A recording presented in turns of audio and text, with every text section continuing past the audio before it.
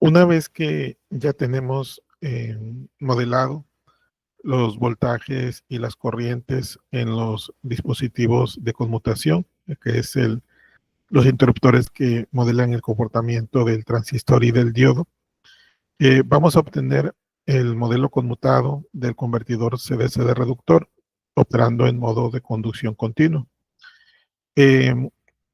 Comenzamos con la corriente del capacitor de entrada, la corriente ICI, donde vamos a aplicar la ley de corriente de Kirchhoff en el nodo donde está el capacitor de entrada. Y ese resultado nos dice que será que la corriente del capacitor de entrada va a ser igual a IPV menos la corriente I1, que es la corriente del interruptor SW1, que sería la corriente de drenaje del transistor. Entonces, nosotros ya tenemos la descripción de la corriente I1 que está aquí. I1 es igual a S1 por IL, por lo que la corriente ICI va a ser igual a IPV menos S1 por la corriente IL. Y de esa manera tendríamos la descripción de la corriente ICI, ya incluyendo la corriente de drenaje del transistor. Ahora nos pasamos a el capacitor de salida. Igual aplicamos la ley de corriente de Kirchhoff en este nodo y obtenemos el siguiente resultado. La corriente ICO va a ser igual a la corriente I2 menos la corriente de salida, menos IO. I2 también ya la tenemos descrita aquí en la ecuación de I2. Por lo tanto, la corriente del capacitor de salida, ICO, va a ser igual a I2, que es 1 menos S1 por IL, menos IO. IO es igual a BO sobre R. Y finalmente podemos dejar la ecuación de la corriente ICO de la siguiente manera. 1 menos S1 IL menos BO es igual a BCO. Entonces sería menos BCO sobre R. Y de esa manera tendríamos la ecuación de la corriente ICO. Y finalmente, la tercera ecuación que vamos a ocupar va a ser la que incluye el voltaje del inductor. Entonces, pues nosotros podríamos hacer o aplicar la ley de voltaje de Kirchhoff en un trayecto cerrado que incluya al voltaje del inductor. Podría ser a la izquierda o podría ser a la derecha. Cualquiera de las dos opciones pues, es válida. En nuestro caso vamos a elegir la opción de la derecha.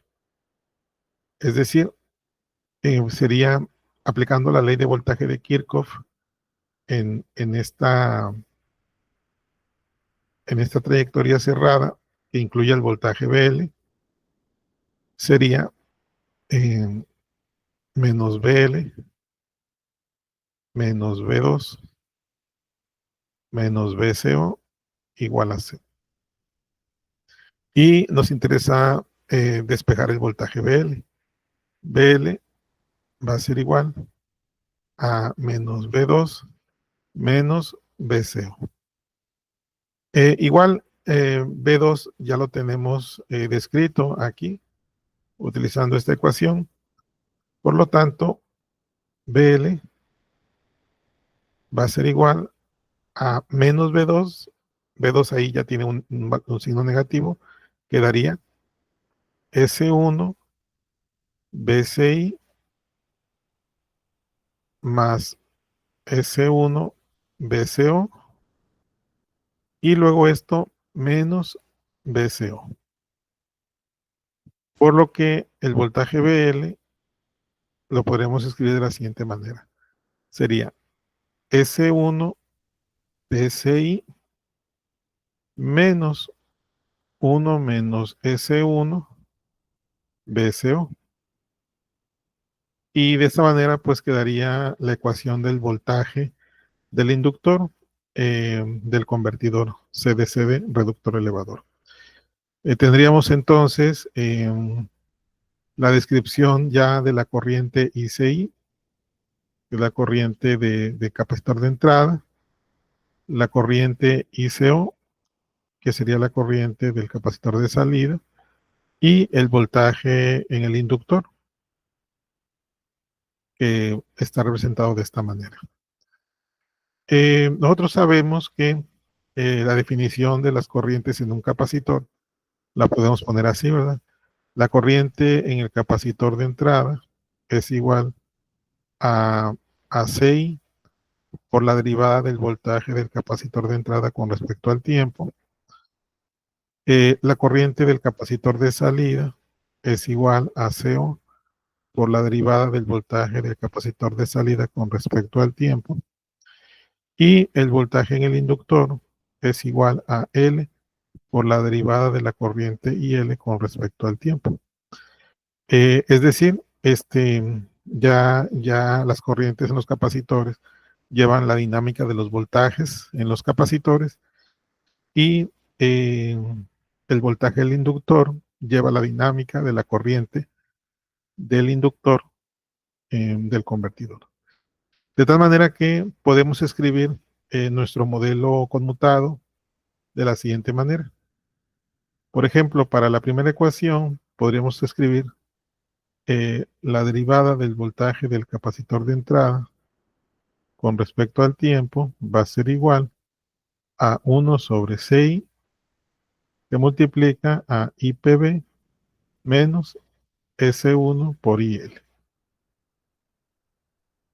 Para la dinámica del capacitor de salida, tendríamos que la derivada del voltaje del capacitor de salida con respecto al tiempo es igual a 1 sobre CO de 1 menos S1 por IL menos BCO sobre R.